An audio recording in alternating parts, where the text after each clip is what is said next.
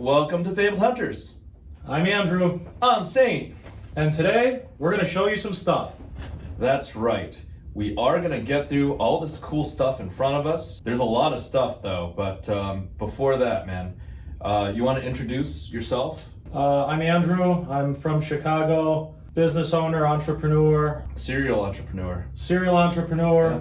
Collector of weird things, which we're going to show you some of them. Yeah. Little bit of a hoarder, you could say. Yeah. But sometimes it works out in your favor. Sometimes. I think more times than not, it works out in your favor, especially in a time like this, right? Where Absolutely. they're just money machine go burr, right? Money printing machine go burr, and they're just everything went up the last 2 years. Printing money nonstop, and I think they're giving away another 1.5 billion and 1.5 trillion. 13 billion of it went to Ukraine. I mean, I feel for those guys, but you know, there's some pockets of the U.S. where $13 billion could be used could help a lot of U.S. people too. Yeah, absolutely. But hey, that's not what we're talking about. We got a lot of cool stuff in front of you. Before we go through everything, you want to just mention the different categories that you've got? Sure. These are some flesh and blood Welcome to Wraith Alpha boxes. Yep. This is kind of what started my FAB journey. My friend James told me about it about, I don't even know, a year and a half ago now. Yep. He got in, I got in about a week after he did. We started buying like crazy. I talked to Saint, mentioned it to you. You jumped in. Yeah, we've been collecting that ever since, and I don't really sell much, if anything at all, so just I don't think you've sold anything other than the stuff that you allow me to peel off from your collection, right? Or we exchange once in a while. Yeah, as a token of our friendship. Yeah. These are just comic books. Star Wars 9.8, number 68. Star Wars Heir to the Empire, number 1, 9.8. Secret Wars, number 8, 9.8. Yeah. Fantastic Four, Sandman number 8. Okay. X-Men. Anything else? Oh, that's a cool one. FF48, very good book. This book I recommend buying, even if you know nothing about comic books. Fantastic Four, first appearance of Galactus. FF48 will keep going up year over year. Okay. Very good book to own. Really cool. Little bit easier book to own. Spider-Man issue 300, but also another good one. Yeah. But yeah, I've enjoyed comics, and I've bought, sold, read when I was a kid. You got Rudy promos. Rudy promos that just came back from grading. PCG. Yeah. Yeah. Thank you for bringing those. Yeah. Appreciate it. Hey, before we get into the other stuff, man, you want to tell them how we actually met, how everything just all got started? Sure. We actually met on a Magic the Gathering Alpha Starter Deck deal. Saint was able to acquire one for me. He flew in to Chicago, brought it to me. We met at a restaurant during a UFC fight that we watched. Yeah, we enjoyed a UFC fight. Had some food, had some beers, had some good times. That was the first time we met. Absolutely. I think that's when I mentioned FAB to you as well. You're like, look into it, and we talked about it, right? And you're like, no, this game's kind of, it's a really solid game. I've been playing it. James has been playing it. Some other people in the LA area have been playing it. You really should play it, right? Something like that. And at that time, we exchanged a Magic the Gathering Alpha starter. I mean, it wasn't even mine. I was just passing it along, right? Right. I think it came from Mark Latanzi. Yes. The Tons, if he's out there. And I wasn't even a middleman. I was just passing it along and telling you about Magic the Gathering Alpha, of which, I do not have a small position of that. And I had 0 flesh and blood at the time. I think if this was Khabib versus, not even Poirier, it was I can't remember who it was either, but but it was probably, It was October of 2020, I would say, right? Yeah, so a year and a half to 2 years ago probably is the sweet spot, right? Yeah, I mean, I think we conversed over the phone before that. Yeah. But then definitely. We actually transacted. If you remember, do you remember what the Alpha starter was at the time? $37,000. It was $37,000, and you guys can look it up. You guys can look up the Facebook groups, Heritage Auctions. I think Heritage recently had sold listings, or a few months ago had sold listings of up to $110,000, and that wasn't even a pristine Alpha Starter. And in the private markets, I think they've gone up to 125,000 listed, reported transactions, and even some reputable sources like Graded Power, as well as the Card Collective, have mentioned two separate data points at 120,000 and 125. Like, that's just crazy, right? I can't complain. I still have it to this day, so it's aging nicely. Yeah, it's aging nicely. And so what are your thoughts on an asset like an Alpha Starter? You know what? I really have to thank a couple people for getting me into Magic. I played Magic as a kid for a little while, but never really stuck with it for the long-term play or the long-term collecting. Yeah. You know, I went a little crazy with Flesh and Blood. I kept buying and buying and buying, and even bought more than I wanted to buy, and then I bought some more still. So okay. It was, but I love it. I love the game. I saw massive potential. I think James White is doing a great job with, you know, gameplay design and testing and coming out with new sets, and you know, having his background in TCGs, it's very, very fortunate for us that he you know, gifted us with such a great game that we could all enjoy. Yeah. He has. He's gifted us with a great game, and more importantly, he's gifted us with a company, a really dedicated team of people that want to provide the best possible product and the best environment for players. You know, they're there. They're like, hey, let's print a card game where almost every single card is going to have a use, right? Like, the draft environment is insane. The constructed environment is insane. And I'm not even a player. I'm a collector. But because I played the game and because I still keep up with how the game's interactions are, it makes me appreciate the collection part even more. Yeah, I would agree. I mean, I'm a collector as well, but I do play the game as well. Not on a competitive level. I give a lot of credit to a lot of these guys that put countless hours in. And the other thing is I've met a lot of cool people from Flesh and Blood that I wouldn't have otherwise known, you know? Absolutely. And I think it's a great community. Just to name a few people, Chris, Ian, Lamar, Salty. Yeah. Well, they know the viewers or the Cycle, Rob. Salty, yeah. I know I'm missing people, but I've met, you know, numerous awesome people through Flesh and Blood. Good relationships, good friends, and you know, I'm appreciative for that as well. So yeah, that's really important. A lot of people these days, they seem to be just concerned with the value, and there's even a video recently. I'm not going to mention any names. Some content creators are friends, but just more than one content creator has been saying, oh, you know what, because it's a collectible card game, we should be guaranteed profits. The company should be making us money. It's like, no. That's, the company just needs to come out with a good game. Whether you make money or not, that's secondary, right? Like, I agree. Like you and I, even past videos, because we did do a Fabled Hunters video months ago, right? Where you were not on it, you were just in the background, right? I had to convince this guy to show up for an episode and just be on camera, where we were like cracking alpha boxes, right? I think so, yeah. Like, if we were only caring about the money, would you crack an alpha box? No. Probably not, because you open it up, there's a high chance that there's only going to be like $500 of cards in it, right? Absolutely. And then there's a very low chance that maybe there's that one, let's just call it $20,000 card, a pack fresh mint heart that's going to grade well. Right?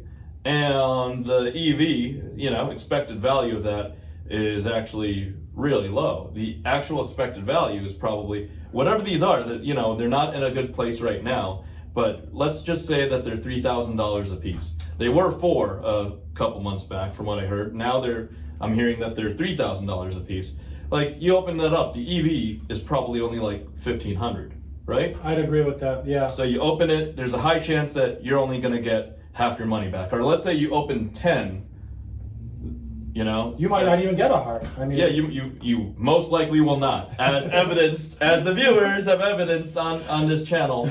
You will most likely not get a heart, because I think I've opened like 20 or 30, and I just opened another case in Rudyville down in Orlando, and that was a pain in the butt. Basically, you open up 10 of those, that's going to cost you $30,000 to acquire, and chances are you're going to come out with, on average, probably $15,000 worth of cards. Right? That's not a good deal. That's minus EV. That's a negative 50% loss, right? Yep. But we do it because it's fun, right? Yeah. It's a gamble factor. Speaking of gambling, we're both kind of avid gamblers, right? I would say so. Yeah. So there's a value, right? Because we're gambling, because that unknown, just like I don't know what the next card of a deck is going to be when I'm playing blackjack. I don't know what the next roll of a die is going to be. Like, we get value and adrenaline and excitement and that experiential value, right? Being in the moment of opening a box and those highs and lows. Therefore, that's where the gambler's premium is. And I mean, that's also otherwise known as fun, right? It's fun. And that's why we do it, right? Could be the gambler's high. You know, it is fun. Oh, Definitely. speaking of the gambler's high, you mind sharing about that? Was it the NASCAR boxes or that Italian box? Right? There's the box on eBay and how we acquired it. Saint actually was able to purchase a sealed case of 2020 Topps Chrome Formula One. Like Formula One racing cards, right? Yeah. Very limited. It was the first year they came out. They were made in Italy. I don't know how many cases they made, but they couldn't have made more than 1,000. Yep. A lot of them got opened up. I was actually going to open it up and chase some key cards. You were like, I'm going to crack it, right? And I was like, wait a minute, no. I didn't say no, but you forgot about it after it came in.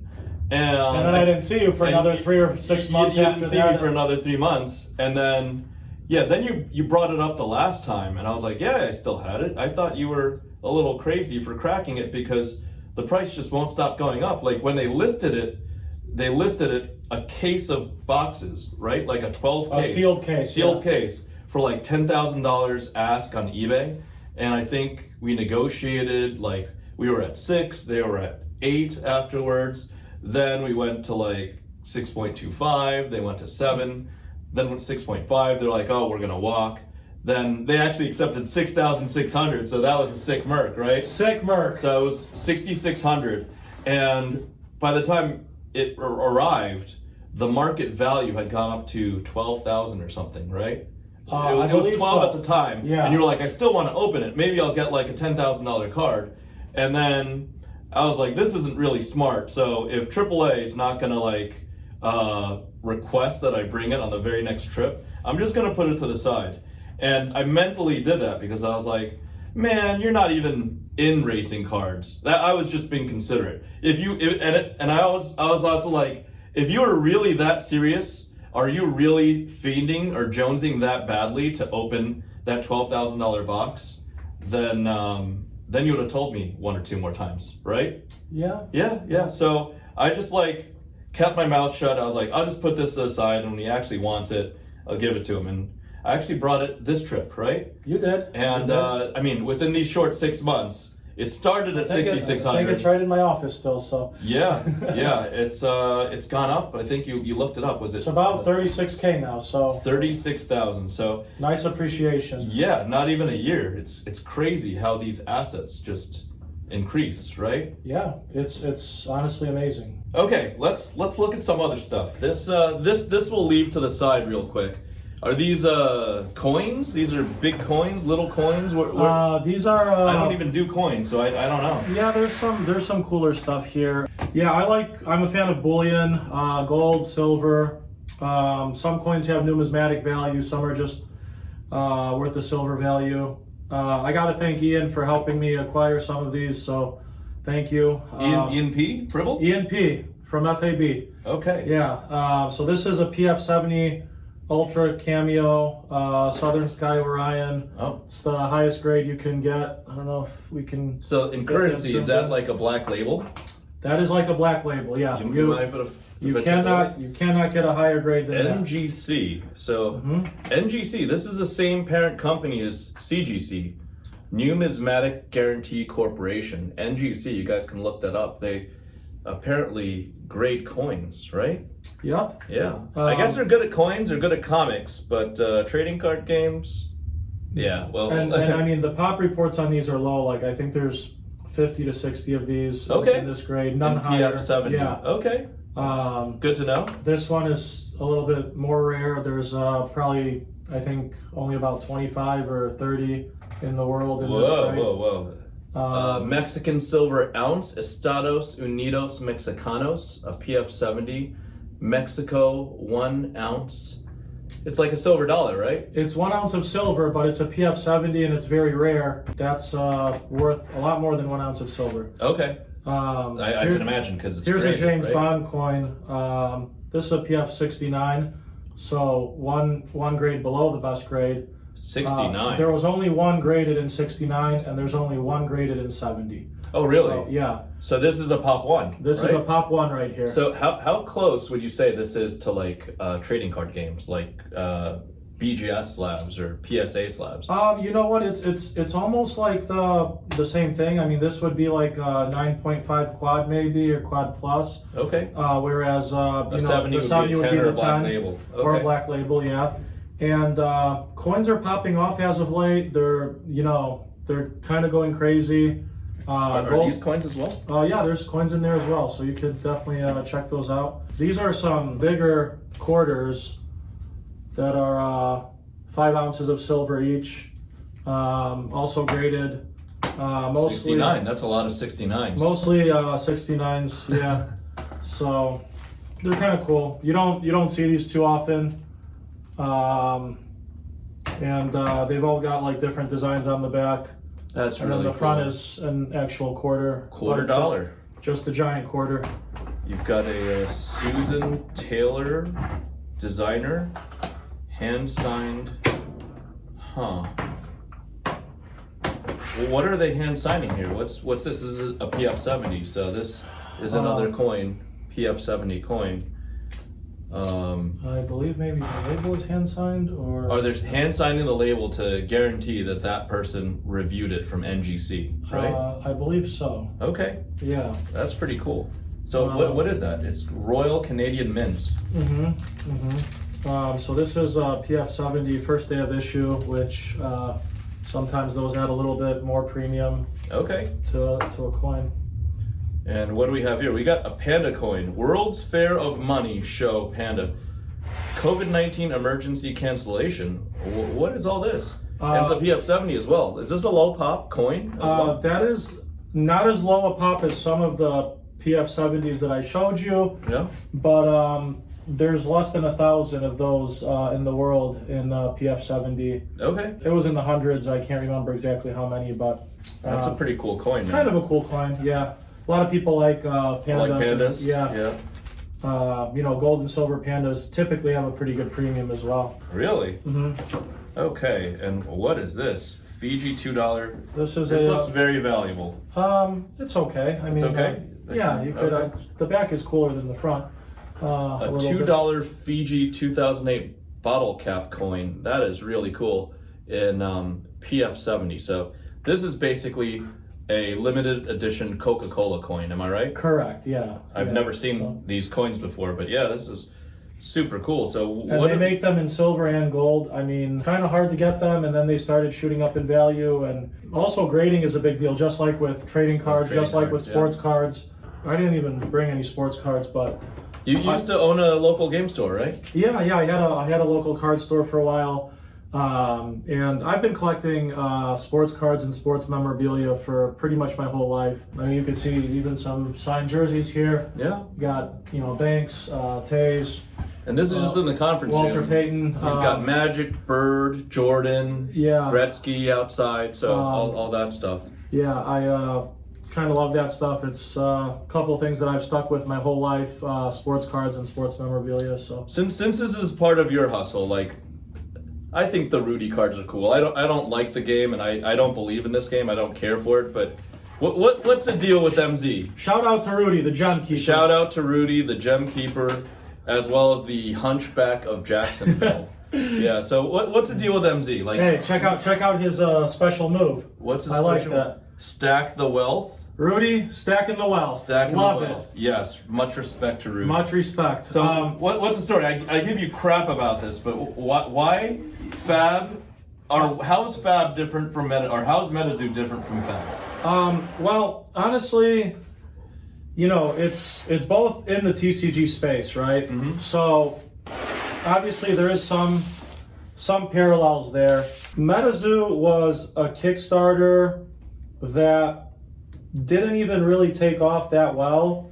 I think they raised $18,000 in their Kickstarter. Okay. But it started gaining more and more traction as time went on. Okay. The first set was called Cryptid Nation. The best MetaZoo boxes are Kickstarter boxes, and specifically Kickstarter non-alternating boxes with a non-alternating sticker on the bottom of the box. From what I remember, there was only 2,500 KS boxes, and only 400 of the 2,500 had the non-alternating sticker, so that made them really rare.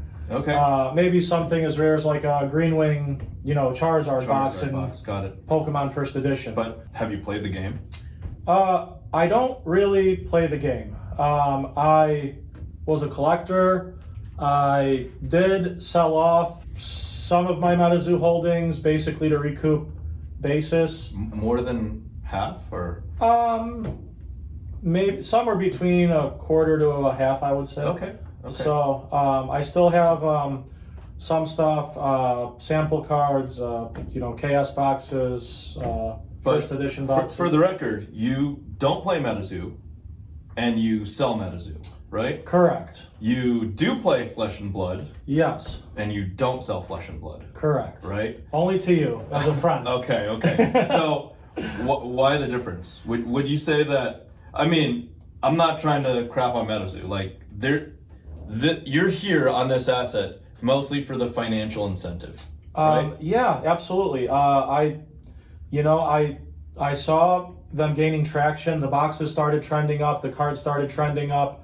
As with Flesh and Blood, when I got in early, I mean, it was pretty much, me, James, Lamar, and you buying up a lot of the supply early on. A lot. As much as we could get our hands on early Right. on, I did a similar thing in MetaZoo. There wasn't many, quote unquote whales, if you want to call them whales, or big buyers at the time, or, so you could have acquired a big position for not that much money. When a non-alternating box used to be $400 and then it's going for, $10,000, that's a good return. Yeah. 25x, you say? Yeah. I mean, okay. not bad, right? That isn't bad, but I still respect myself too much to play around with this product.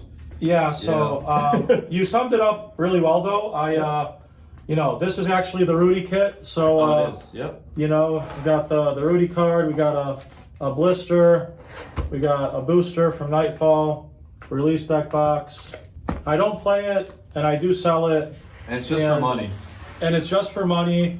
The gameplay in FAB is so much better. Can we get an FAB box back in here? I just, out of respect, I let him talk about his collectible positions. That is not one I support at all. And this is just what you have lying around in your office, right? This is just random stuff laying around in my office. You've got sealed cases of all of these sets. Multiple sealed cases of pretty much every set that Flesh and Blood ever came out with. I don't want to get specific, but confirm and deny. At least double-digit cases of the first 3 sets of this game? At least double digits. At least double digits. And then what about, what was your experience with Monarch and then Tails? And Monarch was a different animal, right? I mean, started buying Monarch, shot up, people kept buying, and then all of a sudden there was a crash. So who didn't lose money on Monarch, right? I mean, did you lose some money on Monarch as well? I know I did. Well, so, see, we see things differently. I paid a lot more money for Monarch than what it is worth now. As did I. As did you. But I also bought the dip, so to speak. I double and triple barreled and got more as it was going down to weather the storm a little bit. But I haven't sold any of it. And I haven't either. So there you go. You haven't lost any money, because if you don't sell, then what does it matter, right? It's a paper loss for now. Yeah, it's a paper loss. And like, if you own 100 shares of Apple and you're not intending on selling it, then what does it matter if it's $50 or $500, right? It only matters when you entered and what you exit at. A Monarch box is still a Monarch box. But if Apple dipped 50% in one day, it might still phase you a little bit, even though you're right. Yeah. You don't realize the loss until you actually sell. Yeah. So we both have good long-term faith in Flesh and Blood. Mm-hmm. I think it's here to stay. I think it's going to keep growing year over year. If there's any new collectors out there, definitely get yourself some of these. If you can, especially now. If you can get sealed cases, but I understand not everyone has the means to spend 15 or 20 grand. If you can only get a box, Yeah. Of anything from the first three. Like, not everybody can afford a $3,000 box. Even call it a $500 box of Crucible of War First Edition would be pretty good, right? Absolutely. And what was your experience with Tales of Aria and Everfest? Tales of Aria and Everfest bought triple digits of each case. Okay. Didn't open a lot of them, mostly because of the time and sorting and organizing and you're just a busy guy. You're a husband and a father. I am a busy guy. Owner. I'm a husband, a father, a business owner, a investor, a collector. So time is valuable. The cards that I really like, that I really need, I'll just buy singles. Although I love cracking boxes for the gambler's high, like you said. Yeah. We have some other product in another video, so don't worry, we'll get to that.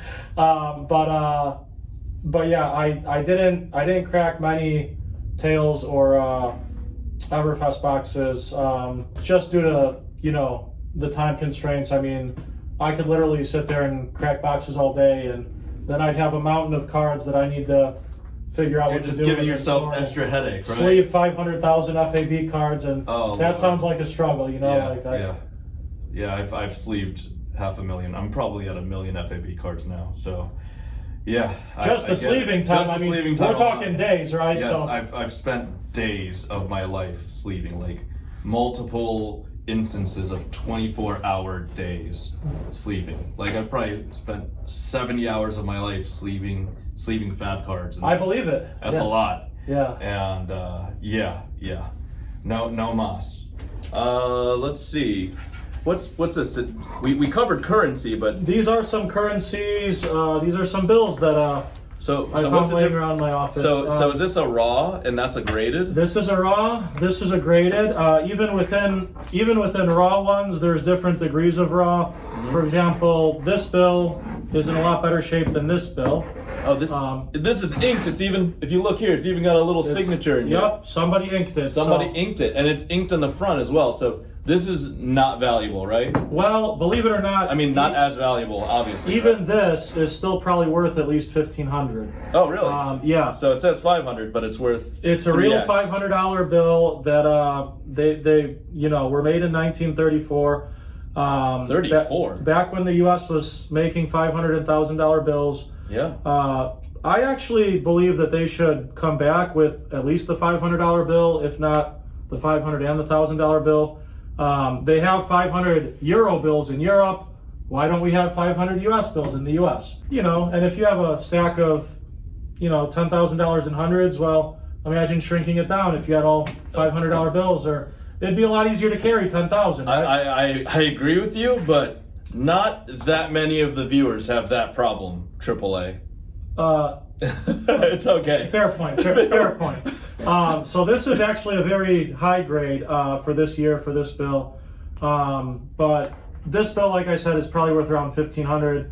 This one might be a little over $2,000, 2,200. See, that's what I'm saying. So this is like a HP version of the bill. This is like an LP version of the bill, right? Yeah. And this is like a graded. And this one's worth north of $5,000 in this grade. Really? Yes. So this is like a BGS 9.5 basic or something like that. 9.5 basic. Yeah, I think that's a good Federal comparison. Reserve note, Chicago, and it's sealed well. Man, PMG, paper money guarantee. It's a CGC parent company again.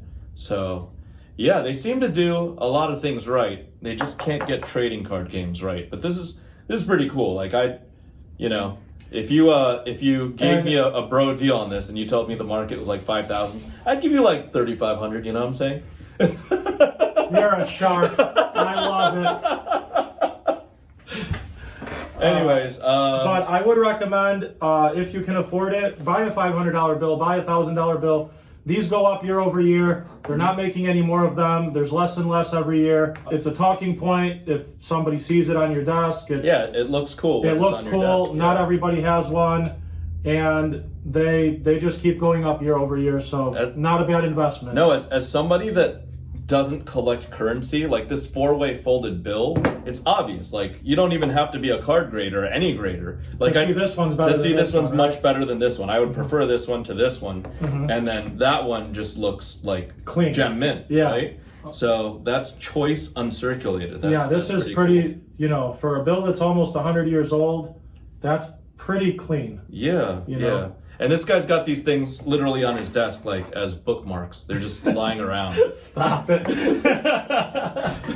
Okay, we've got, we covered a lot of stuff. These I'm delivering. So I've got a Tropical Island as well as a Mox Sapphire, courtesy of Nick Ra. Shout out to Nick Ra. Nick Ra from Level Up Games, Maryland, I think. We'll edit it. We'll double check. We'll double check on that. But you got a good deal on these two, and here they're delivered as promised. Thank you. These are beautiful cards. This is the second best card in Alpha Magic.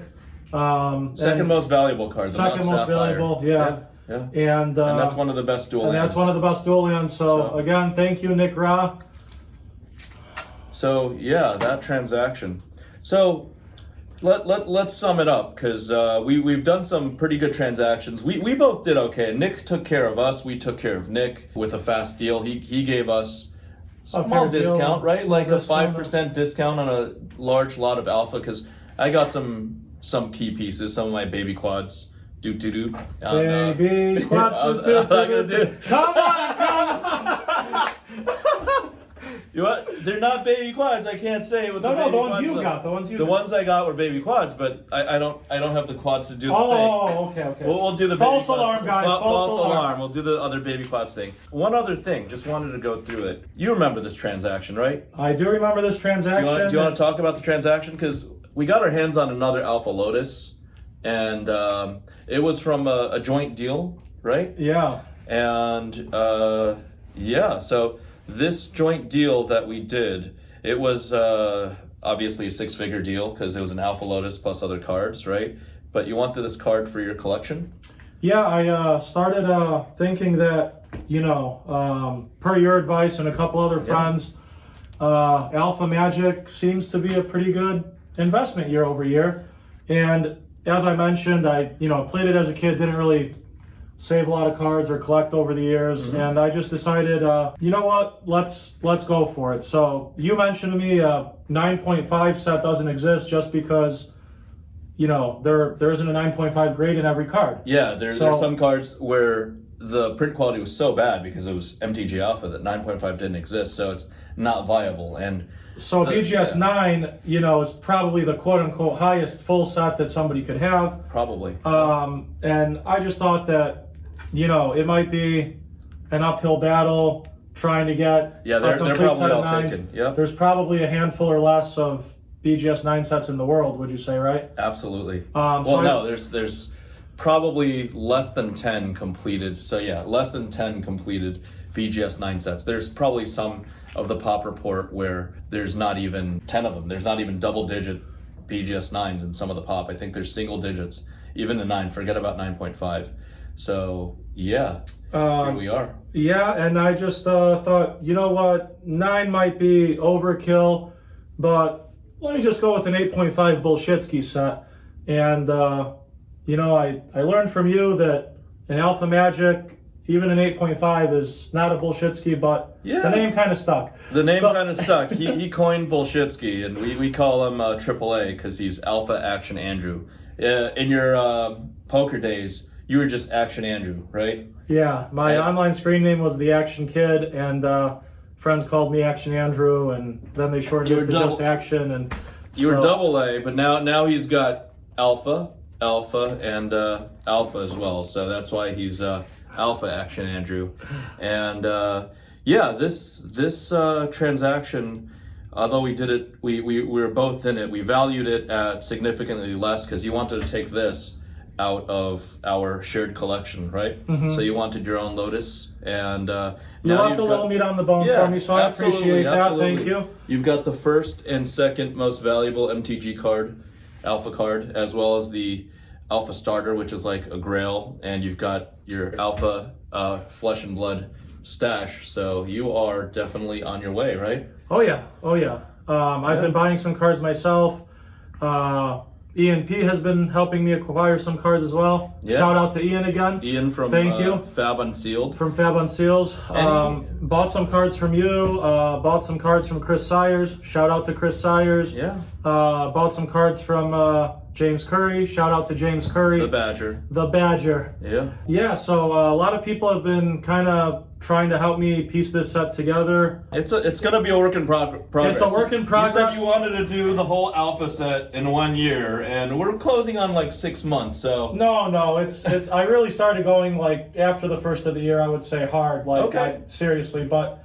Stay tuned then. I'm not going to hold my breath. We'll see in a year if this guy... By January 1st of next year, let's see where I am. Let's see where you're at. We'll do a FaBled Hunters update. Update on your Alpha set? Yeah. We'll see. I'm not going to lay odds because I don't bet against my friends, but I don't think you're going to get there AAA. Anyways, let's not dispute that. Let's not debate that. Well, what do you want to... Because this is a Flesh and Blood primarily channel. What would you like to leave the viewers for some insight for the coming days? Because I think a lot of them got in at Monarch and are Tales of Aria, and they're not necessarily thrilled with how things are going. Yeah, so there's a saying in investing, you want to buy when there's blood in the streets, and I kind of feel even we talked about this earlier today that there's a little bit of blood in the streets in the Fab market right now. I'm not sure why. They're not making any more of these. And our friend Chris Sayers keeps opening them, so there's less and less every single month. Yeah. If anybody knows simple economics, when supply goes down and demand is still there, price goes up. To me, it's a no-brainer to buy these, hang on to them. They should be worth more 2, 3, 5 years from now. And in my opinion, I think they're going to be worth a lot more. Yep. I think we're going to look back on some of these Fab Unseals openings where people were able to get a pack for, $150 or $175. And I would not be surprised if in the future, if there's a box opening or a case opening maybe, where one pack, one slot is $1,000. I honestly would not be shocked. I wouldn't be either. There's Magic the Gathering events where there's Pokemon events where they're $1,000 per card. So yeah, I mean per card, not even per pack. Right. So that's some good insight. Give the viewers a takeaway as a collector of many things, right? You collect all of it, and even though I fault you, even collect MetaZoo, I fault you for it, but you collect it, and you collect comics. You actually sold me my first comic. I never even owned a graded comic before, although I read them as kids. So yeah, this was a great experience. I'm glad to have you, share your insight, and keep watching FaBled Hunters, everybody. Remember to like, comment, subscribe, twiddle the notification button, and we'll see you on the next one. Bye. Bye.